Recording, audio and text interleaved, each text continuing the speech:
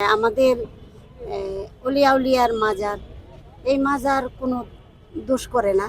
মাজারের উসিলায় হাজার হাজার ভক্ত আসে কান।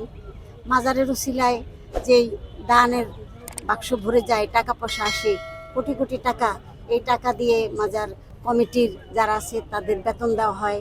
পাশে মসজিদ, মসজিদের ইমাম সাহেব, মুয়াজ্জিন যারা আছে তাদের বেতন দেওয়া হয়। মাদ্রাসার উপলক্ষে মাজারের উপলক্ষে মাদ্রাসার ছেলেদেরকে খাবার দাবারের ব্যবস্থায় মাজারের টাকা পয়সাই হয়। সেই মাজার যারা আরো পাগল পাগল দল তো আছে, 3 বেলা খাবার দাবার পাগলদেরকে দেওয়া হয়। তো এমন অবস্থায় সেই মাজার ভাঙার জন্য একদল খুব পাগল। মাজার ভাঙার জন্য একদল পাগল, মাজার ভাঙা তারা জান্নাতে যাবে। তাহলে কি তাদের আর নিজস্ব আবাদতের কোনো শক্তি নাই? মাজার ভাঙা তারপরে জান্নাতে যেতে হবে।